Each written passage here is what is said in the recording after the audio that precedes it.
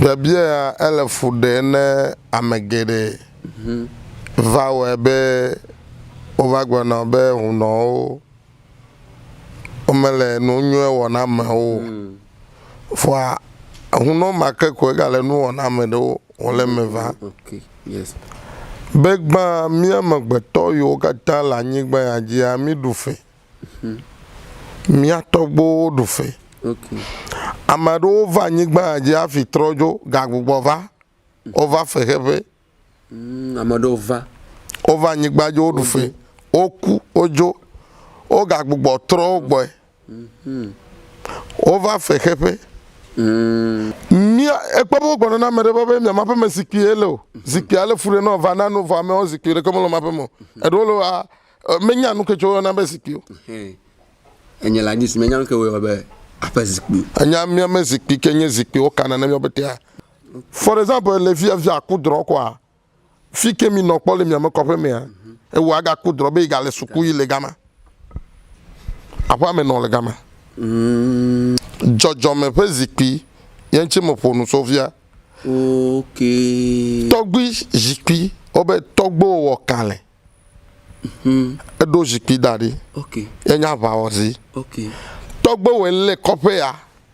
Kavi ovazu du. Ye du fia ebe fia ziki ele. Da akpobe miato eyo mene fane kwami kruma ke yaya wa kodo sijia o mo wonu mane o. Bibla nyama nyama melio. Ode ole kodo amle majiji eji manto le Ghana. E ma ko fia na la menkume ya 0. Okay. Vo jikpe ntontonye Ghana to a ele Ghana dwame.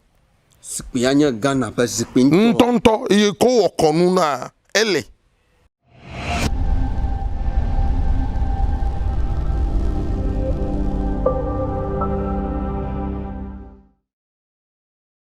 Yo impanyufo ni ahwefo yemamu akwaba eneden so ediba Kabacha TV so eneso emredru se yedi dada dwumede no ena ede ebebro a eye amamre fie impanyufo se unem amamre a unse amamre nti ye pese ye chia mo ahwefo a dada abrenyi na mo hwe yen na afi mugoso se mo share yen videos ede emaye na afofron so enya nso efa so no na ye pese ye damase ede efa nso se wo a o share me ene your first time o share me nyame stress ubeye ni se ube subscribe to the channel na ye Kabacha TV no na wa twen kakra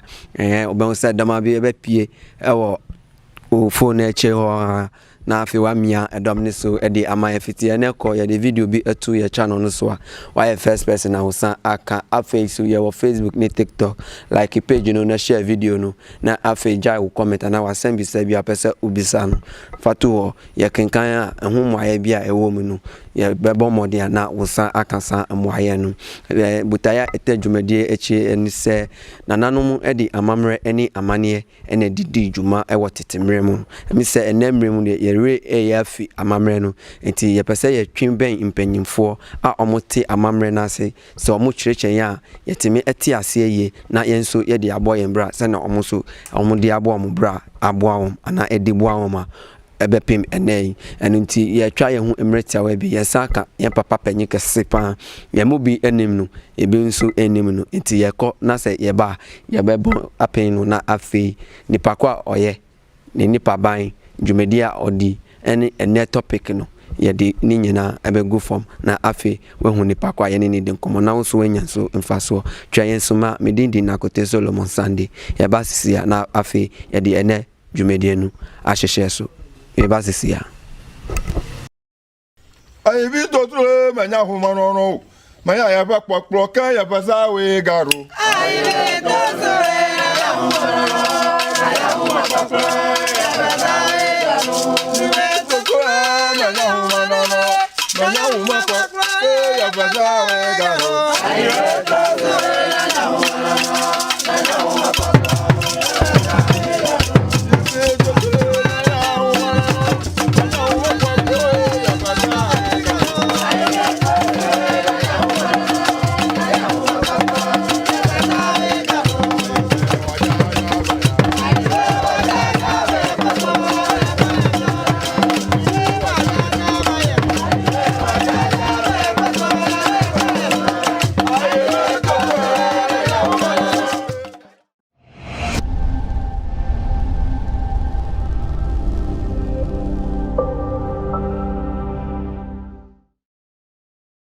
Yo mpanyimfo ne ahwefo yamamo akwaba enede nso edeba Kabacha TV miafa nkpala mi do wezo na mi cover Kabacha TV ji tado junu ele miafa program agome konya ba mekpa ba bramavaya miafa togbi ko de konwi yoko wodo lenkeke ya mekpa ba mi ba nglo de konwa abli ta mi bia miatera machichiun mi ado jekplo wamo yo se de konwa goma na wafian de kavare mi ha miasro na choma ba achoma gba mi abu lenwu mi avuyo ha mavabu le de konwangu ta egba mi afasi eka amachichire kare be mi do jekpli na mi akpona no kocho mi apa de konwu togbi mi do wezo no cover Kabacha TV yo nya me ko wezo na mi le otroyalo yo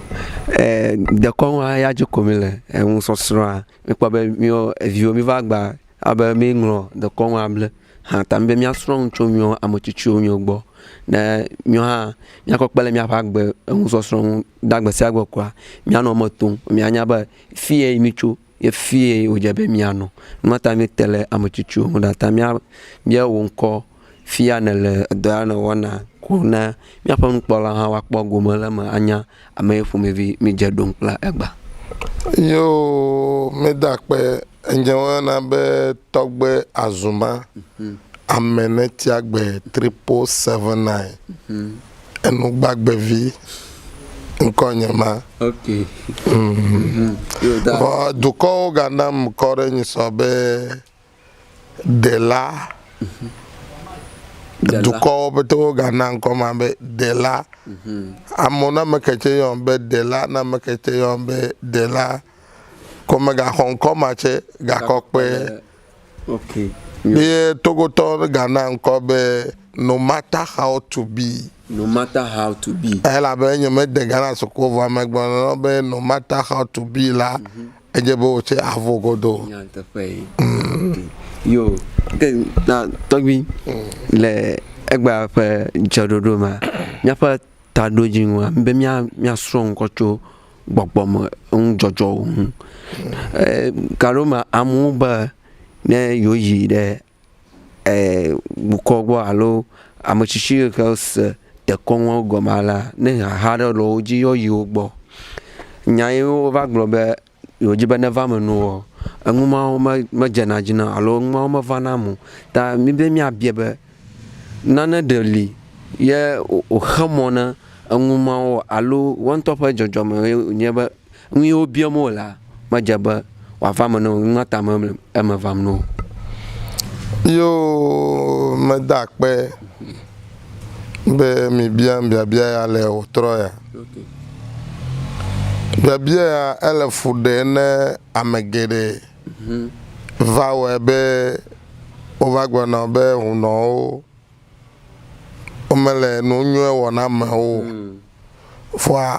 huno makeko gale no wona me do o le me va Okay. Yes.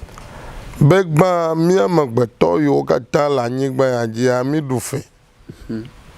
mi atogbo dufe Okay. amado va nyigba ya ji afi trojo gagbugbo va over fehebe Amadova. over nyigba jo dufe oku ojo o gagbugbo tro gbo over fehebe vo fi wo dufe ala fi ma wa hetoi Oh, fia na du fele. Fimo hene tuema. nene ma onye ma ta nenye be eno anyikpo ye du fele vo durenchi a ne tro gbova tro pe ma ke vo male vo ya meja nya be feke pe yo enu ko ejore jo yi wo pe ta oja onu no agblega vo ma vamo ko be unu amenya nu wo vo do ale la mi to do me le gbogbo me anya be ame ya iva me nya be no wula savone Mo hia ba ameyava no wula ko savona. ne savona me o nenye be amedelea no wula le bon kumea no wonu anu amedi no ne kpobu ako no amavamo e jona le gbonye sigere fiata mi tena na me adekpo me mi awula awonu sha nu be ehunu me ga chifuma wa po ne ya je be nu anefa me ne eya be wa me yike nye hunoa alo ame ike le gbogbome do awoma ejebe na no gbogbome ejebe na asenu ejebe na kponu elabe maunami gbogbome yinu vovovo enu kakagba ike maunami yenye dre kuku yenye nu kakagba nto Okay. havi mi ava kede afame havi mi ava kede ahohome kpokpo me a mau gana nu popo enu kakami nye mi ave ejisinya pe nu popo na mi o pe jisinya apo nu no Okay. nenye benete follow wo dron kuku ple wo jisinya pe nu po na me a ne ya fi no le bloje be na nya Natapa. won to ro la nya be nu ya wole a mele tepo awo nu ya wole a ikadeji ba avame vo menye fifio Okay. Okay. Yo. do ta togbi la onu popo ma wa be epo won abu anu fa ava yo afa de ama en kame ojabe amana fa aka never ka afa ye afanto ade nka no ba afare nka nye afanto yo me fia no kure nu ya chinyi so be mi melo vone ma ko video na mi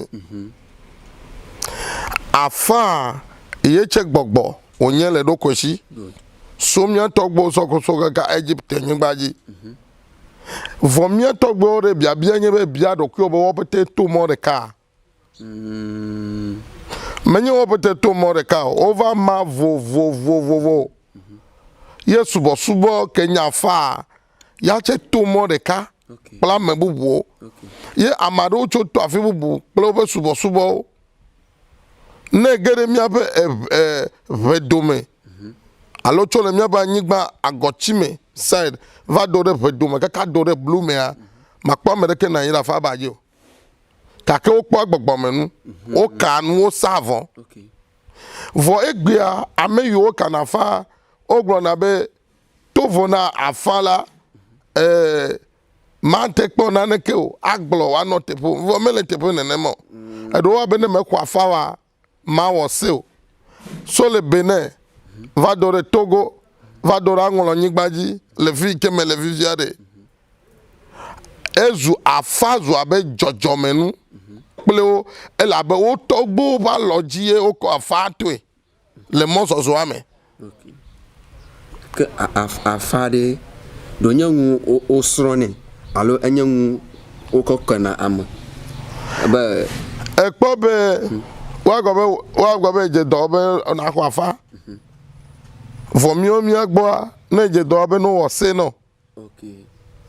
volo ogbo le via wa go be no mo afa wa ma te wo se na wo vo afa mi atogbo amawudo ko zokli Okay. vo duro zokli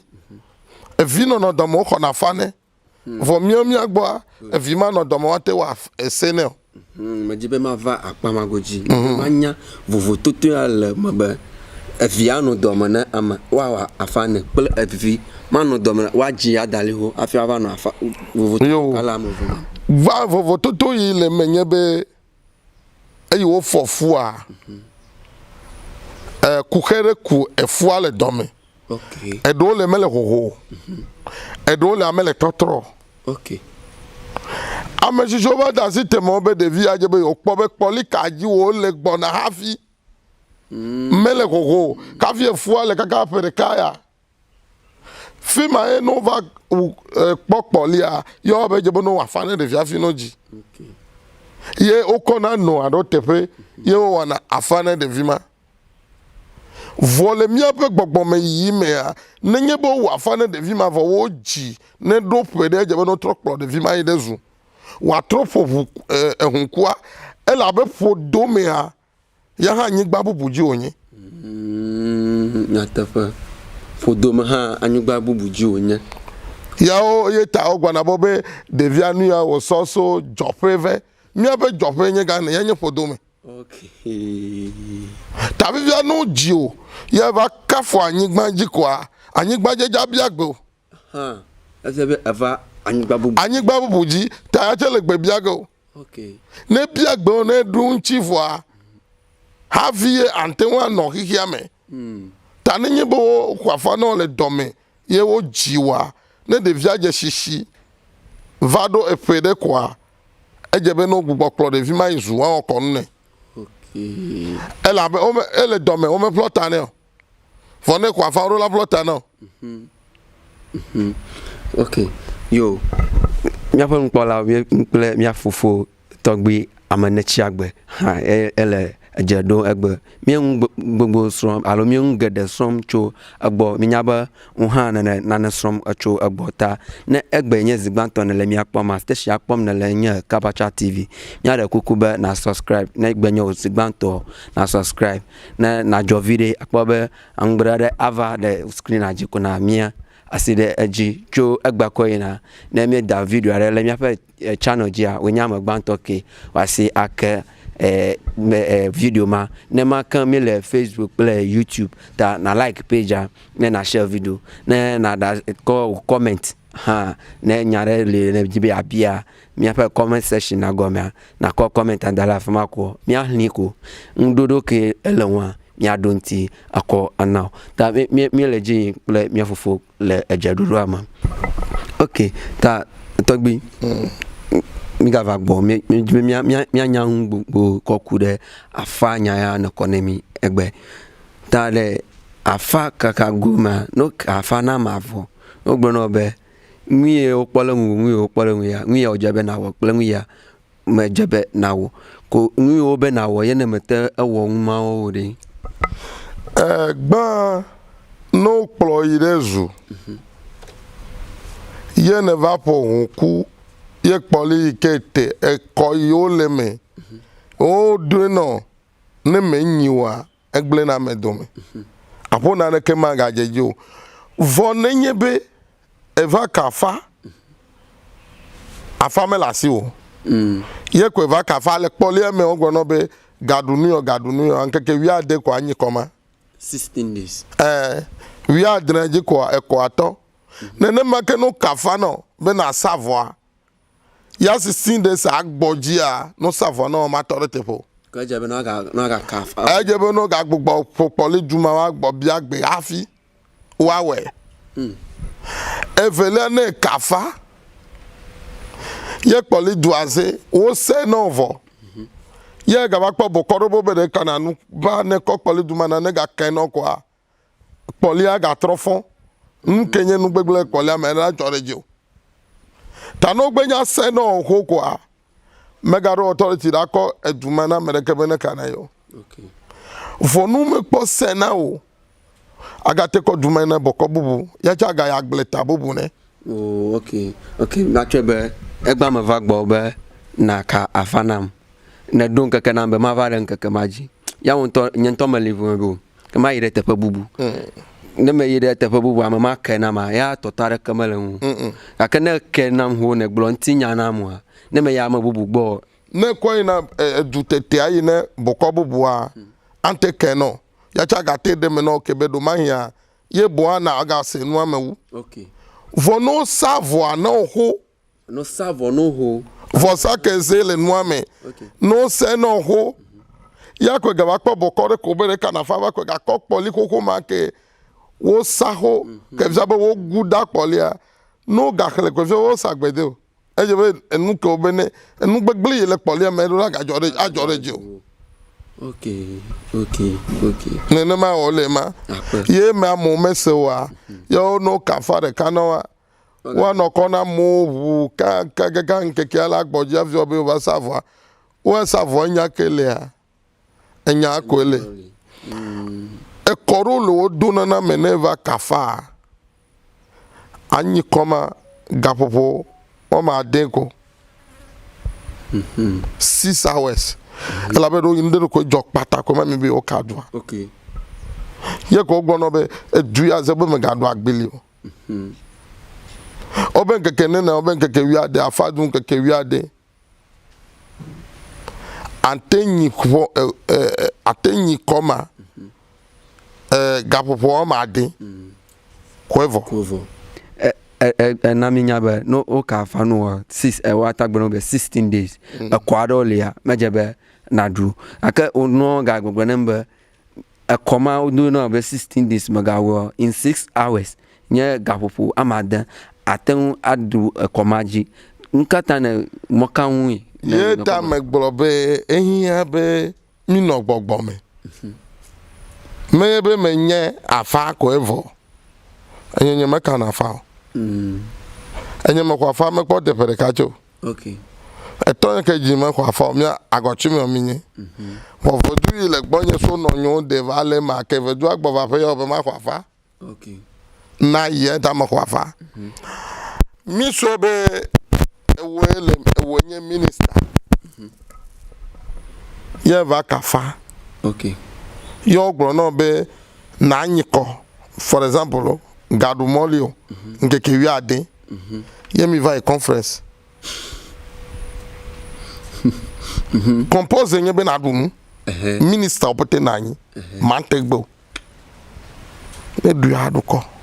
vɔ enya be after your meeting na ye wa gaƒoƒo tɔ le gaƒoƒo tɔ megbe yɔ ya do nyame ta gaƒoƒo ma de megbe ne ɖu nu ma ndeke ma dzɔ o edze be na le ɖoko be gaƒoƒo ma de ma mea yi me ga ɖu nu mɔ o be ga dɔ alɔ dzi o nkeke 10 ewe ya yi dɔ me kaka kpa ewu gaƒoƒo ade ye gbɔ va ƒe me ko ya sɔ va vu kpla vɔ mi kple sɔrɔ mi me ga wɔ nu ma kpɔ wa de 3 weeks gbe ma gbea eƒe azi abe yawo ko no wa ne ma de mama le ka wɔ agbe ne be vɔ ɖo yi de be va wɔ nua agbe ne be yi le kɔ ɖe nyi ma eɖo la wɛ ta keke gaƒoƒo ma be ade gaƒoƒo gaƒoƒo ma de ma esɔ nkeke wɔme 40 nkeke gaƒoƒo ama de ma ekɔ nkeke 40 vɔ afa me dua ale me nkeke 10 koe vɔ ne te nyi kɔ gaƒoƒo ma de ma ye kpɔ nkeke 40 evie be kpa afa me nkeke akora times 2 enu ga dze dzi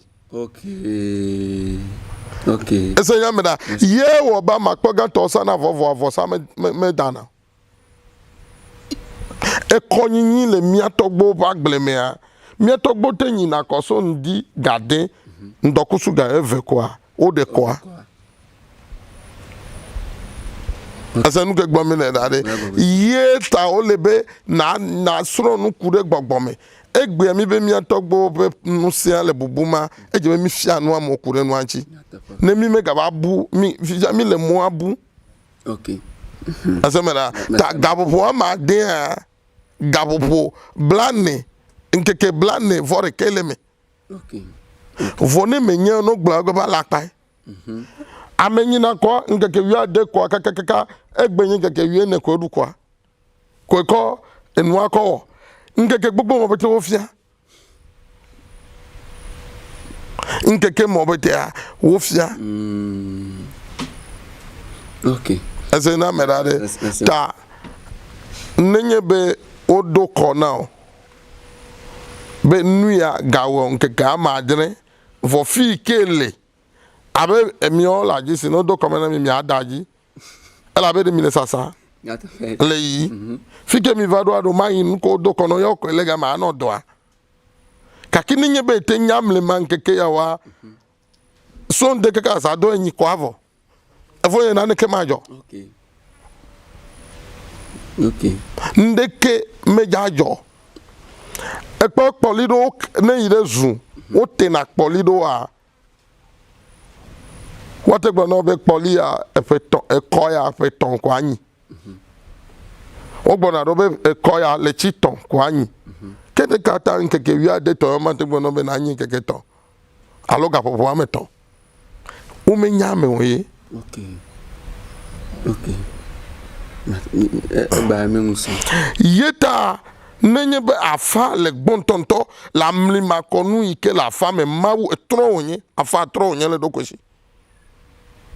ese nu ke gbo mi la ye yi so du kore na wa ne be anyi kwatutu ko nya fa za gbegbe gbojo e pa nkeke suso na du no ndeke majo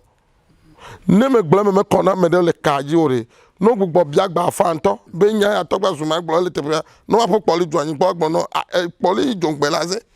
da miaƒe nukpɔla mi kple nya fofo ya le edjedom le egba ƒe wɔna eme kadzi be ele ŋu srɔ̃m abe aɖe nye hã mele ŋu srɔ̃m ane egba ya la skul ŋutɔŋutɔŋutɔ ye mieva ta ke me srɔ̃m ko me kadzi be ŋu hã nena srɔ̃ le eme ta tɔgbi ok le afa ƒe nya ya gblɔm ne le fifi la tso gaƒoƒo amande kple nkeke wuiade nyaki vovototo ɖe le vedu ƒe ekɔdodo na ame kple afa hã ekɔdodo na ame edomia vovototo le me afa ya nu dzɔ ye va bia ok nde dzɔ ye va bia ye afa be nyi kɔ ya ok ne kɔa ne me gava le wo wa mia tɔgbo gagbɔgbɔ yi gbɔgbɔ me kpɔ be ame ya le ke wo le ya no be ne nyi kɔ ya nkeke wi adea eja da le kɔa dzi wo trɔ gbɔ ne be ne nyi kɔa le nkeke ɖeka dome ko efia be so le ŋdi ga ade va da si ne fia nyi ga ade koa ekɔa flivo nyateƒe vɔ vedu ne nye trɔ ɖe be ŋgɔgbe abe nye hunɔ yɔ be vedu sakpete me kɔ nye be gawɔnu yɔ vedu ya me kɔ nye be gaɖunu ke o gawɔ ke o gawɔ ke o nɔvi nye ne me le gbɔgbɔ me ya ku kaba ok ta efefiam be kpuye ko ya be le afa goma afa tɔ ya nkeke le ŋu ye ma vedu tɔ ya tegbe ne ganye tegbe tse be na nya nuku ɖe ŋu mi sɔ be for example be aƒo vedu ame ɖu ɖe akɔɖu o ehunu ame le be na ga ɖu akɔɖu ke o ne me nya o ye gblẽ na mo be akɔɖu nye yi koa yi me koa ne yi ɖe dua me akɔɖu dza kɔ ƒo desi nɔ ɖu ok ta ne nye me ɖo dua me ma ɖu akɔɖu trɔ ma le mo because nye vodua nye enye me vodua le ta nu yi me gblɔ ne vodua ye wɔ ya wɔ ele abe me nɔ gbɔgblɔ na mo be mawu me le afi ɖe ko mía me mawua le ne eɖu kɔa ewo eɖu kɔa nu ke dɔme gblɔ be vodu ɖu kɔ ne va ɖe kɔ ne vodua ewo le kɔa ɖe gena ese nya me da ɖe ta ne nye be enu edo akɔlu sakpate melɔ na zɔkla le wa nye ma te tɔ zɔkla la na akɔlu sakpate be ɖeviwo mi nye xɔ lo ma ɖu zɔkla le na ɖeke ma wɔ mo vɔ ne me yɔ vodua la tɔ kple susu be etsɔ na me ɖe va tɔ zɔkla le wotui kɔ wɔtɔ wɔ nɔ ne ɖua naneke ma wɔ o because ne nye me ne gbe ya dui ko wo nye wɔ nɔ ko eŋtsi dze fi wo gane yi du kɔ le eŋtsi gble ko be du kɔ ɖe vɔ ŋutɔ ava bu tame be o nu ka yi du wo le woe ma ye ta vodu me kɔ nye be nu ke ta wo gbɔna be vodua me lɔna nu ya wa ye ta ne be mi dɔ vodu ma nu ma mi na ne ale ofisia ya ta wa gbɔ be me ga dui o yo tɔgbi egba mi ŋu srɔ̃m le gbɔwo afa gome miatrɔ agava afa gome medzi be miayi ɖe topic bubu ale dzi miaƒo ŋu ɖeka eve kɔ tso minɔ sesem wobe aƒe zikpui alo aƒe like aƒe me zikpui ne be aƒe zikpui ɖe ŋka ko wonye ekpɔ be nu yɔ mi va bia nye wotrɔ abe te ɖe eƒe aɖaʋa me dze le kɔsiɖa ya me edze wa ɖaʋa kɔsiɖa ya me enye nu keta me dze ma ɖaʋa gbɔgbɔ wo be me dze ma fia nu so nua ŋtsi mia ekpɔ be wo gbɔna na ame ɖe be miama ƒe me zikpui ye le o zikpui ale fu ɖe nɔ va na nu vɔ amewo zikpui ɖeke mele ma ƒe me o eɖewo le wa menya nu ke tso wɔna be zikpui o enye la dzi si menya nu ke wo be aƒe zikpui enya miame zikpui ke nye zikpui wo kana ne miabe tea ye nye miama amenɔ amenɔ be amenɔ nu dzi mia amenɔ yi ke me mi nɔna ye nye miame zikpui ɖeke mi yɔna numa français gbe me wonɔ kɔ ɖe ne be plante na ɖe français gbe me plante ye nye amenɔ fifia amenɔ no dzi wa wo me kɔ ƒuna ŋgbe o wo ɖinɛ blematɔ ƒome ɖe sia ɖe kple ke woaɖi tɔ ye nya ƒo zikpui vɔ egbea no dzivi le kɔndzia wo me le amenɔa xɔm o ye wo ba me sa me dom gble de ka je vi o me ke me galeta do mo vo ne kanu ago no be nyame siki be na va kai vo nyen gemele me nya ge ko dia pa nyame no la tane me le vla vo no va kona chi de gama ye ta odi na me no odi ne fa fa pe o me no di tro me nkume bu aza bo fozi pia me nkume daji enu ma jaji na o ta je bo no di no fo me nkume daji wa so pachi ma ke ze ama seke ne no so nya wa so aseke wa ma andre ye o ja dia ma konkume twa anyo eje be ne fo nkume daji wa ga so pachi ma ke choji afi wa keke daji ese mi ada no be mi apa pelia togbo ma pelire le nu bia wa ye nya mi ma gbogbo ka nu yo we nya mli ma ye mi atogbo mi menya nya tapa e we ya wa be zikpi e fa mi ma be me va kwa zikpi e na nu zikpi e togbo ba ka fa be zikpi abe dole wu fo e na nu zikpi aho e tro ba ke la fi bubu ne tro ke le boko gba to gba la gbo no be la che fo ne tro boko gbogbo wa ke no be woli wogodo be nu ike mi wa be me sogbo alo zikpi de le mi ma pe me le nu bia nia me gbogbo ka ye ta o yin ba me se me nya fi o di ma gbogbo kara epe eviji do alo epe evino ke me mi no afi o dia fi o di ameno ada edu ike mo o di la je be na lebe na duma for example le fi akudro kwa fi ke mi no pole mi am ko pe me e wo aga kudro be igale suku ile gama apa me no le gama apo jikpi afima ole tane le vlavo je ba fo ne kaduma me ala be mi atogbo no keje bi edo no asatu edo no petepe fimo o ji mi ma gbogbo ka odo fimo o di mi abe vigi doro kenya me no odo ni me nya nu yo o tepo wa mele zigio fifia modo le a no di ko echi kwanji fifia yovoa o menya me no nu mo yeta ope nu wona de kemele ganji o wona nuko o menya be ni anu vo enu ya nu nyo o te globe no wo tu via wa gbobe ko mi ma den lege mi ame ibo mi a eve awa mi a wenye mawu ponku mi jina be mi nyanwa tututu le iwole yeta no di agbogbo karo alo amenodo wa o dona achireji o mes dona achi ke me se na kure ejio ta ejebe atike ache aku ke wo che aseku okay vonova di achi ke ma se kure jo ko ma dofu ma jivio ma de soro atorogbo nu yo betenye ko leblema yemi atogbo onyi fifia mi megale nu yo nkudu nu yo de kele wota va webe mi bu tanyeme je ma na me sa me be ne soro ba ji vile ko ja kwa me no mi afa nukpala abale magbecho dongo a be mi nusrom egba school ton mi va nusrom fa ta bobe nano li ya me segom egba elegom sen nano li me nyaw egba to mi afa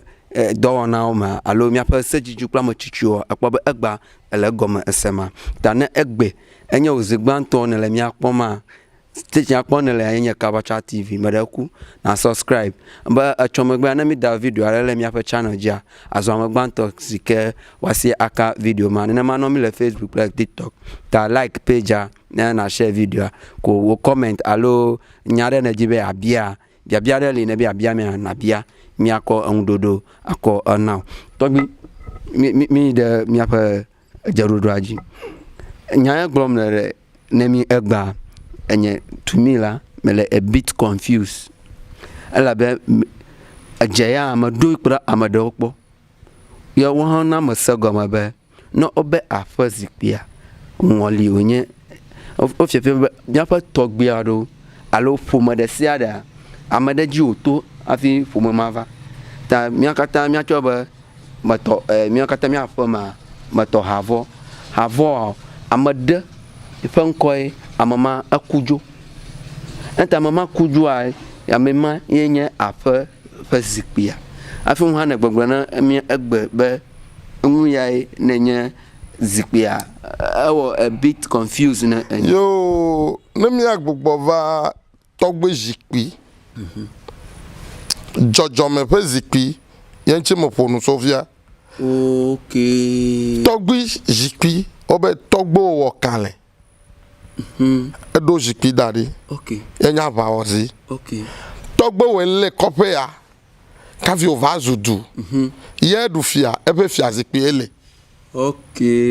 ta vovototo le aƒe zikpui fia zikpui kple aʋawɔwɔ ƒe zikpui vovototo le wo me hafi mi gaɖo ablɔ zikpui ok mi sɔe be mama wɔ sasi esasi le gbe ɖe gbe wosana dza le si ye le adze le wɔwɔ ma mea mama wa ekpɔ ga alo eva yi asi akpɔn wova ku do so adzale agu bena adzale va xɔ asia ne wohoe le adzalea ma si xɔxɔ me ko va yi hoƒea le eƒe konyifafa kple aɖokliɖuɖu ta dzɔdzɔme atu amlima be ko va xɔ adzale kɔ be to zu hotui ɖe kusia me ye nye ablɔ zikpuia vɔ ablɔ ma koa wole game xɔkui ma ɖu so gbe ɖe gbe kakakakaka ova ɖo sisi me taka amewo ke wɔ dɔme wova ku mi me va de dzesi ɖo teƒe ne mama ƒe kesi nɔ nu yiwo kɔ gbe ɖe wa zikpui ma ɖe na fu na me yɔna be ablɔ zi ye mewuna le aʋua kana dzi o ko ne wodzi wova do gbe ɖa ne woɖo teƒe ne koa ne va katã le gbɔ ne yasi koa asi nyɔ ye ta akpɔ be ƒome ɖo mea nyɔnuwo kpɔna gawu nusowo ye nye zikpuia mía tɔgbe ɖewo le wo ƒla me tɔgbewo ƒla me wo subɔe wo da agble kakakaka wova ku ke miwo mi vava agbeme va le fu ɖe na mi ye mi va ka nuwo gbɔ ɖe mi be ɖe mia tɔgbe be miaɖo zikpui na yi edze be miaɖo zikpui ma ne mia tɔgbe vɔ zikpui ma ne woɖoea edze be tsamba ga ne nɔ zikpuia gbɔ ga ke wode na lɔnu gagodo ma edze be ne nɔ zikpuia gbɔ le ayawa gba me enya nu keta elabe wode ame ƒeƒle ɖewo wɔna tukaɖa da wobɔna pa wotsina ga me kuna wozuna trɔ lena si ƒome ma miame ƒomea ye nye tsamba gagodoa ta ya nu wea wowɔna kaka mia tɔgbewo tuna ga ko de na me abe hankɔpa enɔna zikpuia gbɔ hafi mia tɔgbe ɖewo yi ɖe aʋagbedzi woyi ɖe aʋagbedzi eye wova ɖu aʋadzia edu yi wogba wokɔme zikpui vɛ ye nye kalẽ zikpui ye anye na zikpui yibɔ enɔna yibɔ tsiritsiri zikpui ma tse le hafi mía tɔgbo wo ŋutɔwo yi ɖe adegbe ye wokpɔ lã datui koa wova ko lã wokpɔ zikpui le dɔme zikpui ma ɖe ko nena vi kpa be aba le ko ye wokɔe va aƒe me wonya be yewo fɔ mawu tɔgbe ɖewo le eɖɔ ko woda ɖe tɔme ko wokpɔ zikpui le me ye nye ablɔzi ke so aƒu me mami ma ablɔzi ye wo ma fifia ke wokpɔ zikpui ma kɔ va aƒe mea eva katã wo ne be na aʋadzɔ aʋa ya dza si yiwo ne kpe ɖe yi ŋuti yiwo yi aʋa gbedzi yiwo ɖu dzi ɖe yiwo alé ame mɔ ma aʋa ŋgɔgbe ava so ne nyateƒe ne woyia woɖuna dzi ye woléna aʋa ŋgɔgbe ma va so ne ne zia ye wozɔna tsakana azɔble ye wokɔ ɖitsi zikpuia ye wole yibɔ ta eyi aʋa megava le wa ye wole agbo wu ne zikpuia ye wosɔ agbo va le wu ne zikpuia ta ne va yi ɖe tɔgbo me zikpui gbɔ ye eva kpa ameglã eva kpa ameta ɖe menye via be ɖewo be ɖe gbe me va ƒu kpoa me o kalẽ ko wowɔ ataŋu yiwo ka ne be ame ɖewo dzi be wova gba yiwo meɖua ne woɖu dzia ebe ta anye etre akɔnɔ si ku ye woanɔ gbɔ fifia no va lé wo ya ɖo zikpui ma dzi koa ke va do amewo ɖe zã me wova ƒo kpoa me ye wɔ be ƒome ɖewo dome gblẽ fia be mesrɔ̃ nua menya nua metomo ta ke gbenya kpɔ nu ma ko sɔ be ko wova wɔe ko eta kpɔ be ƒome ne wo me ne ɖevi ɖewo xɔ abe ƒe blatɔ ko kpi woaku alo woasɔ dɔ ɖe nanya be ame ko le aƒe ma ele si afi le wu ta wo me ɖevi ƒome amea ɖeviwo tina ehenu wo te tina etunu akpɔƒome ɖo me aɖa aʋako ele elabe tɔgbewo me wɔ nenema le gblema nane dzɔ ne nye kplo mi dogo kalẽ kple kalẽa ne me kpe dzi wa dzi me ma kɔ aƒo na ɖe aƒe me no nya be me adzoso nya teƒe ye ta gbeɖegbe ne wu toa edzi be na lama si ke na kpa me to kɔve elabe ge ke wi le dzidzi na ame bubu va yi be wia wa gɔme ma si ge kple eto aɖe hã ye no va wɔ vo ye zɔna me ta ɖe kɔ dana ɖe adekpɔ me kɔ nɔ ŋku ɖo nu ya dzi ese me da fifi ame ɖewo yia wova yi zu ne to keku wova xɔ meta da ɖo ma dekpɔ me ada si ŋkume na ye ta ne wu to le blema wa wɔ nɔ abe ve ye zikpui aʋawɔ zikpui geɖea eto me dɔmɔ kpɔ le ye to gbɔ kpɔ ve wɔwɔ le ese nu yɔ be temea ta zikpuia ne eva kanu yɔ be ƒome zikpui alo tɔgbo ɖe me zikpui le ye wònye be zikpuia me le aƒea mo me le mia gbɔ tso wa evia be tɔgbo ɖe wɔ kalẽ wo be na ɖo zi ne. Ok, tɔgbi to edza ɖo mi le ma eke be me va kafa ɖe ame ɖe gbɔ wogblɔna be aƒe zikpui aɖe ya le fu ɖe nam ta edze be ma yi ma do ezi ne aƒe zikpui ma me yi aƒe me me va ɖe nya dzi ne ƒometɔwo be awo naneke me le me nenema o ko mekɔ va ewo gbɔ menye gbɔ me va ka afa la gbã o gake hã me ma gblɔ nya ma na ma me va gbe ne ƒometɔwo me hoe de mo da me be ok edze be ma yi teƒe bubu ya me kɔ va gbɔwo ne mɔkawoe nye na to akɔ ɖem alo akɔ kpe ɖe ŋunye kɔ ku ɖe zikpui nyama ŋu. Yo gbã ame ɖewo lea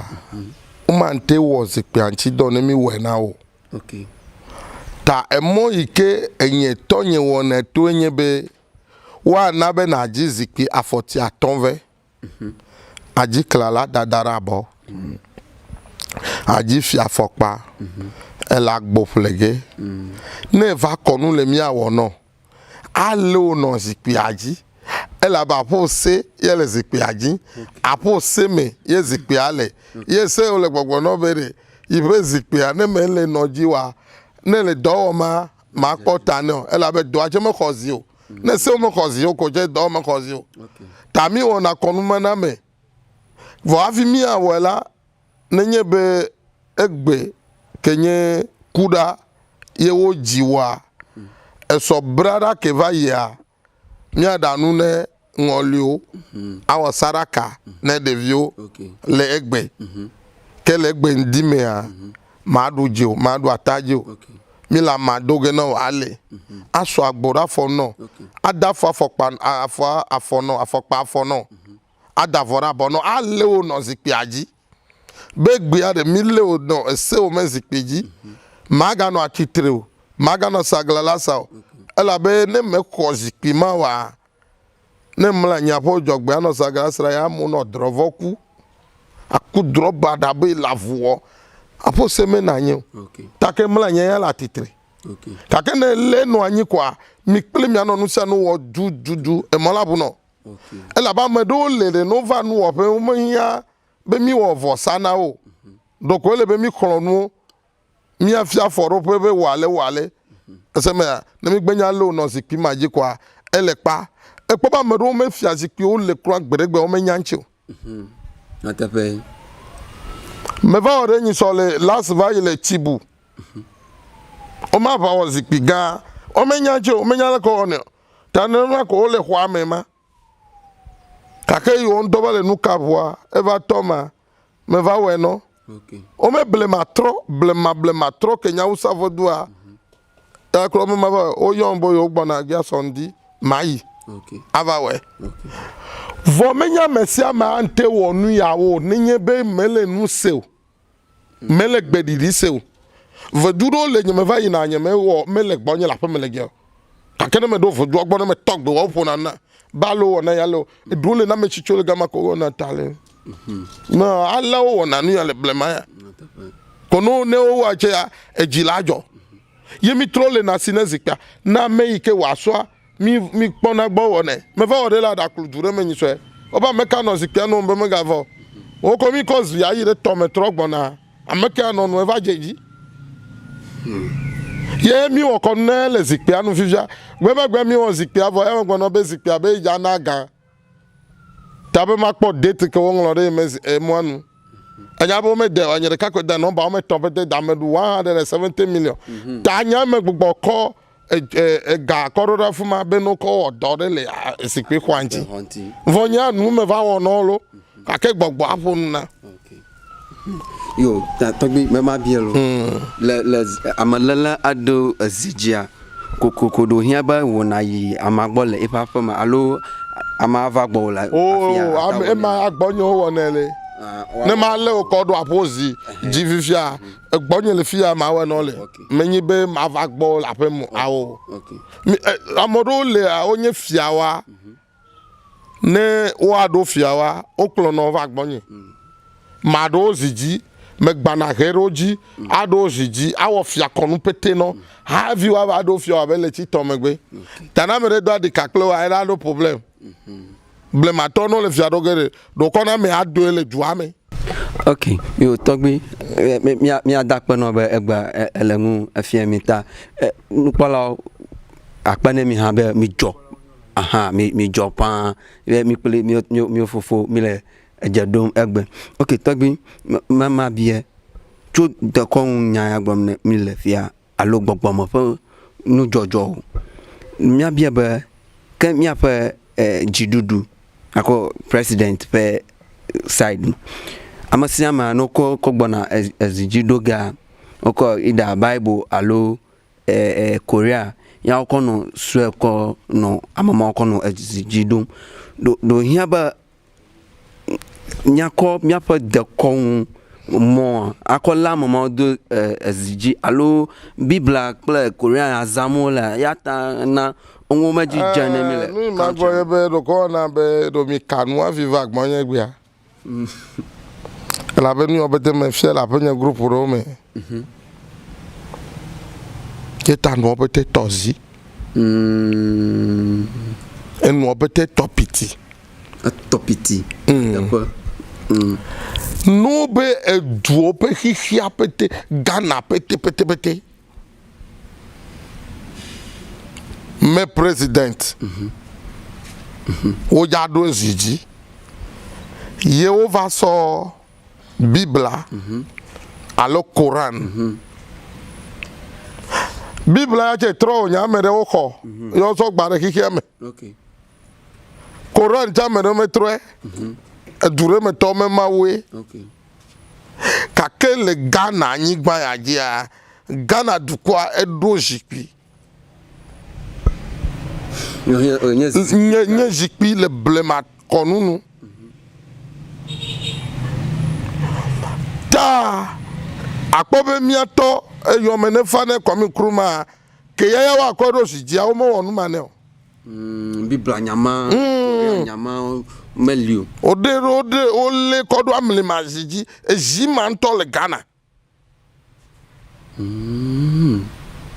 e ma ko fia na la menkume ya 0 okay vo jikpe ke ntontonye Ghana to a ele Ghana dwame sikpianya Ghana pa sikpin ntonto ye ko okonu na ele ka kenya mia be nya tepe mato ta no bono okonu mana mesa mele fofo ela be no we ne metonya tepo la aja foku nya tepo ye ta kpobe po me do che o le fia do gba kwa obe Kristo fia e pora togbo ke wo kale datu wo kale o jando wa be Kristo fia ye le Bible e la apakame ko Bible asi ko le yagbone do ko e kwa ya ko le yagbone du kwa tanu mo no wo le fuma vo nyemele gbogblobe mbawu ike dom da nu mala va jogbere kale Ghana be amere la gaba be adu president a wala wo konu mane ta konu maza le mia fa fia dodo alo mia fa president dodo ma ye na ba nwo ma no ya me fu pe mi le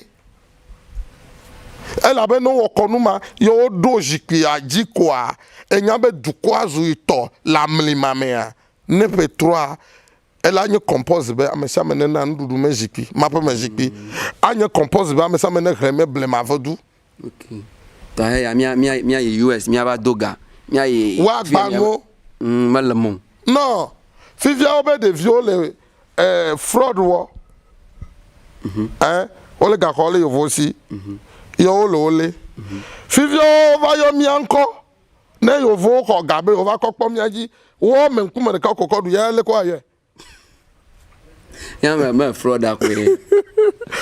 ejebe minyo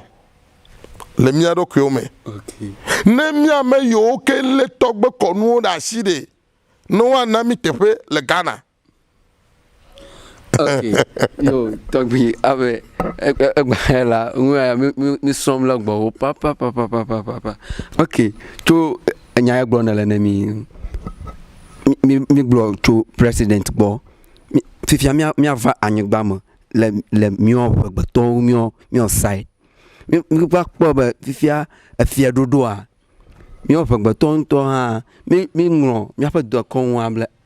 ye Christo to fia o do mi le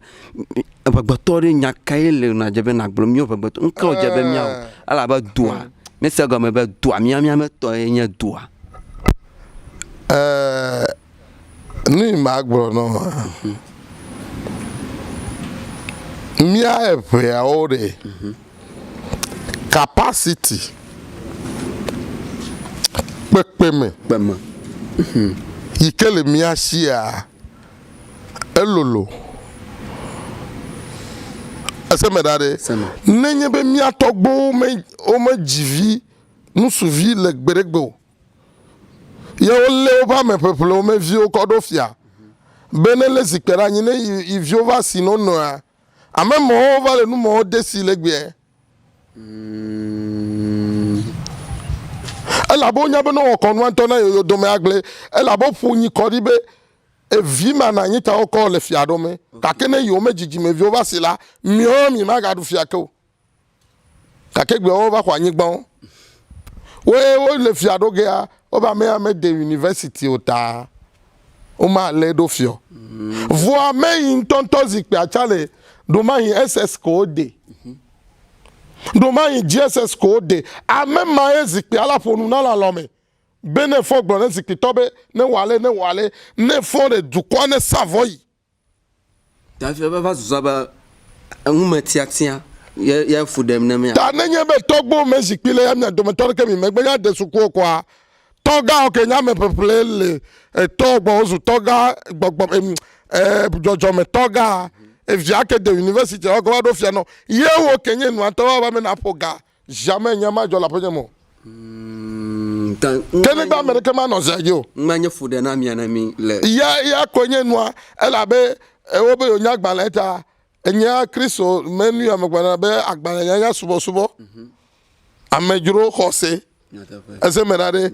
ela be onya be ne kataun ne daleja togbo le leoge kake numa ya re agbale ko nyonlo mi atogbo me nyaro ko fo chaka ke popi yo ko onuma ever ame adufia el America yo be anye fiaga ye ko join na re yo ga ko no ame vi ko me no pe no matter how to be the situation mo petoro atro elle a benu ike mawu de na fia togbo de na fia me la lomea ne me blog nu me vivi mele asenya ke gbo mi de dare ye wo be eholo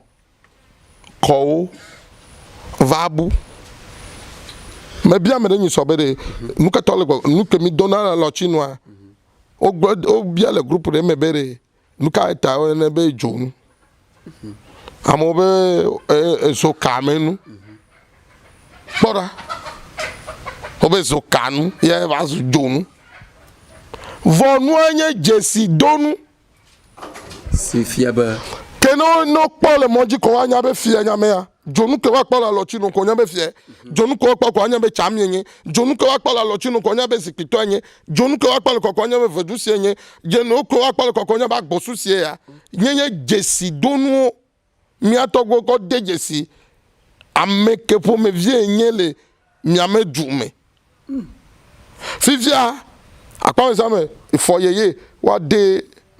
hokui alɔtsinu wa wale vɔmenya ndeke se onuma tso ye nye hɔlɔfu kpekpe akekpe mi le egbea me. tɔgbe akpɛnu egakɔ mi gakɔ va teƒe bubu yi mi va dzoŋu gbɔ egbe le edzeɖoɖoa me dzoŋu egba miaƒe sɔhɛwo le nyanugo ma akpɔ be ne even ne ame ɖewo le party kura ne yi ɖe party kura akpɔ ame ɖewo de nuwo afɔ abe chain numawo ɖe. Efo nye ya ta wo dome gble wo la supe dza hiã le ozi dzonu deda ekpapo nya fɔ gɔmea dzonuwo nɔ ne zã gake nyi sɔ gblɔ na be ma de dzonu mawo ne makɔ vodu da me dzonu voduwo gblɔ na be makɔ vodu da me dzonu da fɔ be ye dza control le tsi ya ke me mi dze ta me akpɔ be me de wo pete ye me kɔ ya sɔ de eye wo la lɔtsi nu pete me de wo kɔ da ɖe anyi fifia ne me le gbeɖiɖi se o eva kɔ dzonu ma do me wɔ me kɔnu na wo ado me agble wotɔ awu ɖewo kɔ leke mi gblɔ ne wokɔ hokui kɔ baptist ɖotsi ɖekadzewo do wole ta wɔ prama be yewo nye ɔga do me gble hokuia ɖe menye yeye me nu wonye o fifia yovo va kɔ rɔba tse kɔ le hokui wɔ vɔ hokui ko wole yɔme ese me da ɖe ta nyɔnu mɔ le numɔ dom petea wo invite na gbɔgbɔ wo bo no la si o nyakpɔ na yi ko ye va do kɔa ele invite gbɔgbɔ ke do na nu ya ko edze gbɔ va ko edze fu ɖe nɔ ne tsɔtsi kɔ me wo be do gbla ko dza ye gbla be ye nye da anɔ xɔ me ye da si o ava kɔ da si o me dzo nu doa me nya agbesi o kɔ agbesi o me dzo nu do me nye mi da o esɔ dakpla sɔ do ye wo sɔ dzo nua tɔ ɖe nua dzi nɔ nenema ye va wɔ be nyɔnuvi akpa gãtɔ do me gble wo me gava le dzonu tse do eɖewo akɔ chain da afɔ gɔme ne de chain afɔ gɔmea ezu ame ƒeƒle me dzidzimeviwo alaba ame ƒeƒle wo de na ga take gbenya de ga ƒe afɔ kɔa le gbɔgbɔ me ezu ame ƒeƒle nde gbɔgbɔ mawo wa do gome nɔ ŋutɔ ɖo yi nde le fu ɖe nɔ le vɔ sa petepetea chain ma za ko wa gblɔ nɔ be me ga de ko aƒo nuwo trɔlo kake ko me te no kpe o ɖe leke wa gblẽ ame ɖe va gbɔnye le ga me le kpɔ kekekeke kɔ me gblɔ ne be o aƒenɔ nu katã me do go afi va fi o me ŋdo na go be ne do go yi me vo nɔ ye ta ƒo nuwo be tsi amamae ke nyɔnu ma dzo va nyi kɔ ma le tsi tɔ ko gbɔna ga nu ko kɔ ve na le ga nyi sɔa ŋkunye me kɔ ekɔ ta eya be miasrɔ̃ nu ne mia nɔvi hunɔ ɖe le nu wɔ gegbea ɖe minya me sia me wo kɔ nu fiafia na wo nye vɔale ke wa fie kɔ yi tomea wo me na wo yɔ nɔviwo ke kpɔ ba ate fie ɖe ne va fia nu amo egba mi do mia tɔgbɔ me nuwo no trɔ gbɔ va vɔ ne mi yi ɖe ekɔnu ɖe wɔƒea miawo tse mi gava be mi le amedzo xɔsetɔwo zu mi ma nya ta ne nu mi de nua me ne mia viwo mi de nua me na agbasiviwo ne wa nya be nu ya wo me do ne o awu ya kple awu ya ne do ya kɔla tsaka ya ne do ya nu yi ke wɔ fia ke. Yo ok do nukpɔlawo akpe ne mi be mi dzɔ mi le egbe ƒe wɔna me mi le mi kpɔm in fact egba mi srɔ̃ ŋu tso mia fofo gbɔ nuyiwo nye me nya kpɔ egbe me nye meka dzi be hã eɖewo lia enyi eɖewo li hã hã me nyi o nyateƒe nya ko nyateƒe nya me nyi o egake egba Kabacha TV ƒe amenuveve kple miaƒe fofo ƒe nufiafia ena hã nenya nu yiwo me nya o eta ma de kuku ne mi be gaɖewo mea ne me se nanewo gɔmea edze be nanɔ tete ɖe ame tsitsiwo ŋu ne nabiawo egbe be ne woaɖe gbe me wofie o ne hã nanya nu yi ke le dzi le wɔ agbe me alo wò ƒome me alo ne Ghana dukɔ me kura edze be nasrɔ̃ nanewo tso ame tsitsiwo gbɔ be mia katã ƒe mianɔ agbe nyuie ne wanyɔ ene mi abe le megbea mi srɔ̃ ŋu geɖe abe gama hã ele mi ta mia gblɔ ne mia fofo ne egbe nya mamle ke le sia ne kɔe ne mi le egbe ƒe wɔna me be miakɔ egbe ƒe wɔna ava eŋu ƒe ŋkeke bubua miagate ɖe ŋu agaba srɔ̃ ŋu gbogbo tso egbɔe ok ta dzi be nakɔ wo nya mamle tɔ ɖeka le asinye me dzi be magblɔ nye be wole nuwo fia mi le TV wole wo fia mi le TikTok mekpɔ be nkeke me wole nu fia so agbeli ŋuti paa bia ɖɔ kɔ be yi mekpɔ li lɔ agbeli menya wole fiem amewo le wɔ wole vivi le tome no ele kake ɖe bia ɖɔ kuyo be ɖe itse ɖe ita agbeli mekpɔ lia okay ya wɔ agbeli ŋuti doa wòanye ɖagbe na yia ne yia azɛ ɖe mɔkanu ye le be azɛ toe ele be ne be mi fia nuɔ la mianɔ nuɔ me ɖeka nenema awɔe be miɔbete miakpɔ ɖagbe to TV adzi me fia na ɖe ku ɖe aɖiba ŋuti ɖekadze ɖe wɔe le dahume vɔ aƒlawo viwoe ebe ke yi wɔ nua eƒe tɔ ya yi megakpɔ dɔ alo ƒe ve dona ɖe gake yi kpɔ dɔ le wɔwa ne yi gblɔ se ba le akpae tanyi soa ko eɖo nuvi ɖe ɖa tamedzi be ma da akpe ne emenya be gale ƒo keke be me da akpe ne vɔ nu yi me gblɔ ɖe be ne nɔ saɖaka wɔ ne etɔ sisi kple mɔlia megaŋlɔ bo ne nɔ ne le kpɔ no ava na ne ma ɖuɖu ta kaba tsa TVa edzra ndolo tso amania ba yo ta ya fe nukpala ya fofo gbɔ mi se enya gbogbo le egbe mi srɔ̃ gbogbo wa me kale dzi be wa srɔ̃ ta mi akɔ akpedada no be ete dzɔ be mi do edze ya kple mia fofo mi ayi ɖe edzi ne mianɔ nu srɔ̃m ne egbe nye ozegbãtɔ ne le mi kpɔm ma station akpɔm ne le nye Kabacha TV ta wo ya na subscribe ko na tɔ vi ɖe akpɔ be gaŋuvia la alo gaɖuɖu la va le o screen ƒe side hã ko na mi asi le dzi ne ta asi le dzi tso gbakɔ na mi da video le dzia wo nya megbãtɔ ke wo asi ake video ma ne ma nɔ mi le Facebook le TikTok hã ta wo ya like page ne na share video ne amewo ne ho wa kpɔ video ya kpɔm ne ho ne le elabe ne kpe ɖe ame ɖe ŋu enyo wo be akpɔ be ayi ɖe hahame ye enu bubuwo ava tui le agbeme ta mia kpe ɖe mia ŋu ne mia share video ke mia gblɔ ne mia fofo no akɔ eƒe number kɔ da le dzi ne nane li nye mete bie no alo mia fofo mete gblɔ ele screen agɔme na tsɔ number ma eye ko na yue ko nya keke ne dze be abia na bia ye ŋutɔ ade gɔme no fine ne na se gɔme ŋkɔ nye Nakote Solomon Sunday